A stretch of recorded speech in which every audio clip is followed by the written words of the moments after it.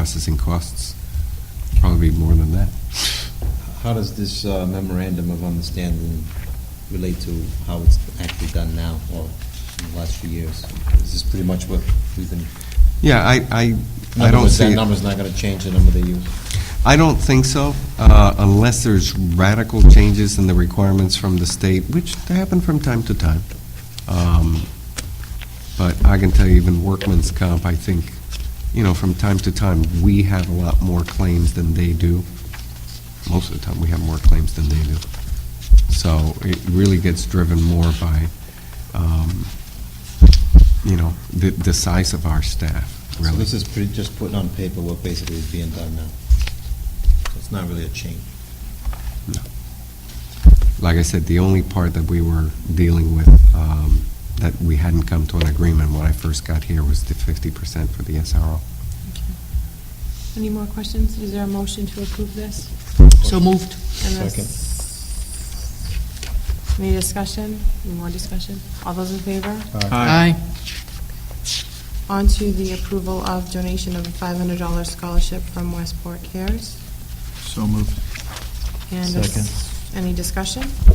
I'm going to abstain, Yeah, just You have because to I was involved with Westport Cares and the development of this, and so Okay. I just will We abstain. have to pass this over then, because we don't have a quorum. I was to going to vote. say, that was my next thing. If I abstain, then we're not going to have a quorum, so.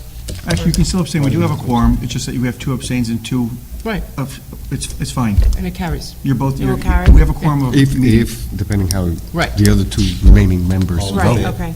All right. So Aye. I'm abstaining. All those in favor? Aye. Abstained? Abstained? Okay.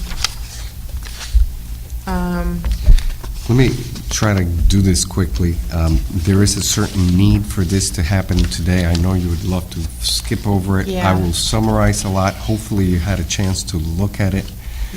Here's what happens in the schools, and particularly now that we're going into the new educator evaluation and supervision process that the state's put out there for us to follow through regulation.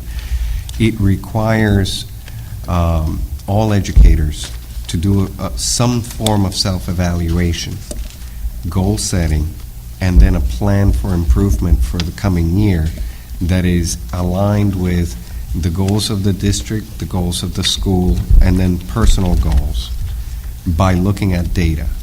I wish I could say, that was the thing I was checking on the cell phone when we first started the meeting. Dr. Dargan mentioned that we have looked at some of the data from the state. It's not released yet, but we have taken quite a bit of time to look at it over the last week. We took a look at some of the raw data all the way back to August. The administrative staff had a 3-day retreat just to look at data. And basically, from that retreat and looking at the data, we put together some major goals for the schools in general. Now, from there, the schools are supposed to pick up and create building goals through their school improvement plans, which you will hopefully see on the 26th. But without the district goals, it's hard for them to set their goals. Without the district and school improvement goals, it's hard for the educators and the administrators and the teachers and everybody else underneath to set their goals, which they have to have in place by October 1st. So let me see if I can do this quick. If you have questions about any one of them, we can get into it. Some of the data that we saw in terms of our self-evaluation pointed to some areas where we need some work in. Early reading scores. I know we're changing the way we're doing reading a little bit at the WES and the MAC. That will hopefully be picked up in the school improvement plans, do a more guided reading, comprehensive approach to reading, not necessarily using the basals. We are trying to look at a real honest-to-goodness writing program. We don't necessarily have one. It's been very eclectic. Few people are using one approach, other people are using another approach. We see in fourth grade, when we see the MCAS scores in fourth grade, not as strong as we would like to see them. We perceive that may be a big piece of it. Math at the elementary school, we already put in a new series. If you remember, we bought it with monies left over last year in the budget from special ed. That has to get implemented this year. We're piloting it in 5th and 6th grade. That pilot, obviously, if the teachers like the series and they think it'll, I mean, we've looked at the series, we think it'll meet the needs of the school and matches the frameworks. That series, obviously, we would have to buy it, provide the materials for the teachers to use it to teach. Right now, it's just piloted in a couple of classrooms at each grade. Those are the kind of things we look at, and then we put some goals around those. One is to implement the supervision and evaluation program, to develop stronger intervention programs, which basically are the remedial programs, teaching teachers how to differentiate instruction, trying to get students, in particular at the early grades, reading on grade level, like the bulk of them reading at grade level, 70% of them. Getting 90% of the students, knowing that there's always a few that are coming from harsh backgrounds or family issues or social issues that may have a problem meeting this goal, but 90% of the students increasing 5% on the raw scores of the state test, what they call the scale scores, which you can track year to year. And then 90% of the students reaching 70% or better on end of the year summary assessments.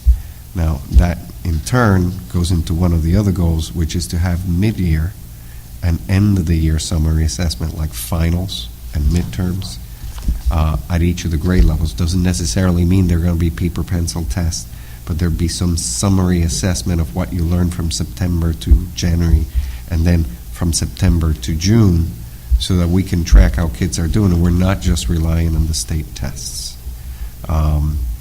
The other part, one of the other goals, is to have staff working on at least 2 units per staff per year, which would certainly accelerate the pace of the unit building that we've had.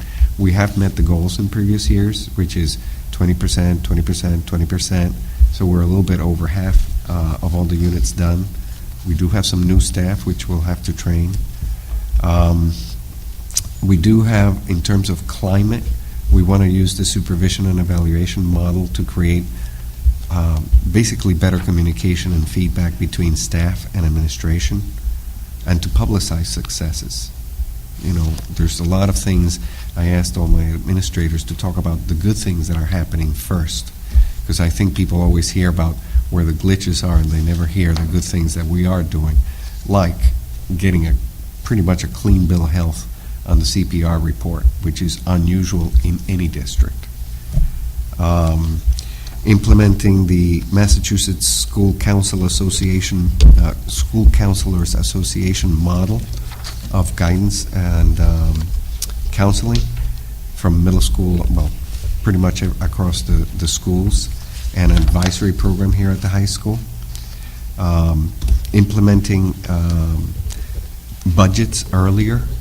I know there was a lot of situations that we ran into where staff felt very uncomfortable not finding out till the end where the budget was going. The same thing with the busing transportation issues. We waited till like June 27th to really settle a budget, and that, you know, by then everybody's gone for the summer. So that, I think, would help. In terms of monies, I think this year we went and put everything above just level funding on ballot questions. That approach did not work. I would say we take a different approach and we go for 2.5 right off the bat, and then if we have additional needs, okay, those can go up into ballot questions. Just my humble opinion, that may work out better, including capital planning. I would not want to see capital planning in the regular part of the budget. I think we're going to start stabilizing special ed. No matter how you look at it, there's only so many kids we're going to bring back. I think we've brought back quite a few, but you will from now on, I think, see the constant coming and going of students to programs, because again, as Mr. Larrabee said, we're not providing services, we're trying to provide more services in-house, but if we don't have the services available, we're certainly going to provide them by sending the kids wherever we can that would be able to service them. But I think that we won't see the big savings that we used to in the last couple of years.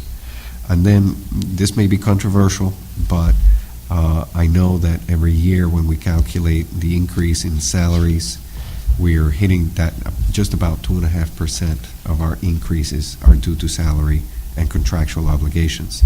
It doesn't leave us much of anything for other improvements like buying materials or technology. Really puts us in a place where it's difficult to get out of. A year like this one was even more difficult because not only did they give us no growth, we had to still pay for some of those increases. We had to pay for the increases that were negotiated. So looking at whatever rounds of negotiations we go into next and trying to account for what's the town providing and how much we're putting out in our contracts. And last but not least, I know there's goals that we've created for the district. We looked at sports, we looked at activities, we looked at partnerships. We've done that. I think the school committee's been pretty adamant that they don't want to see changes in that. So in those areas, I'm saying leave them alone. I did create the usual format that you see for these goals. We're going to post them on the website. So if you want to see them in all its glory and details, all 50 pages, you can go into the website and see those. I did provide in your packet the summary of the goals and a little explanation for each of the goals. So I would love for you guys to either change this, don't do that, so that I can then change it in order for the school improvement plans to get created and the staff to run with it. I'm just a little bit confused. Earlier in the night, I had mentioned we had a $150,000 surplus, and you said CPR, we have to worry about that. You just said we have a clean bill of health. You can't have it both ways. We have, I said, as much as is possible in any district that I have ever been in. Most districts get 20, 30 things that they're not doing right. We had 4, and most of them we cleaned up like that. That is one that we can't clean unless Because you don't have a person. it's a person. They're basically saying you need to have either a bunch of people with a part-time or however you want to do it, or a person that does this running from place to place to place. So that we can't avoid. I was just trying to connect. We have this need. We have this additional funding from the state this year. Hopefully it'll stay there. Can we use that to offset the need that the state's pointed out in our program? We do, and this is the one, we are tracking some savings in terms of the people. We had staff leaving even the day before school started. But by now, I think we only have one. No, I think did we hire everybody? I think we have one more to hire. Yeah, one more to hire. But we're tracking a good savings. Wouldn't cover all these needs. It's about anywhere between $70,000 and $90,000, depending on how much we collect for the buses, because we were hoping for $70-some thousand in the buses. We only have about We got 60. right? So, Yeah, we have to refund some money too.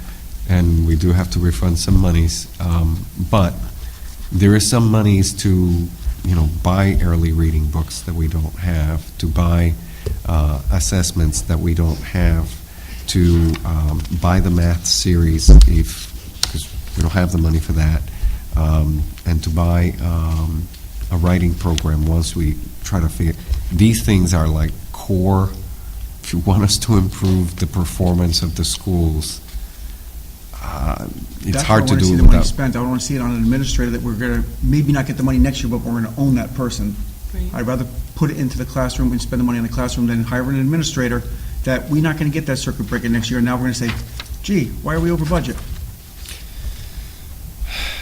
Unfortunately, all I can tell you is like some of the other things the state says you have to do, and I mean there is a need. The principals did say that they would rather forego the supervisory positions, let them go into the classrooms and do a lot of that work if we could take off their shoulders the part of the, basically, they're the ones that have been going to a lot of the IEP meetings because there is nobody else.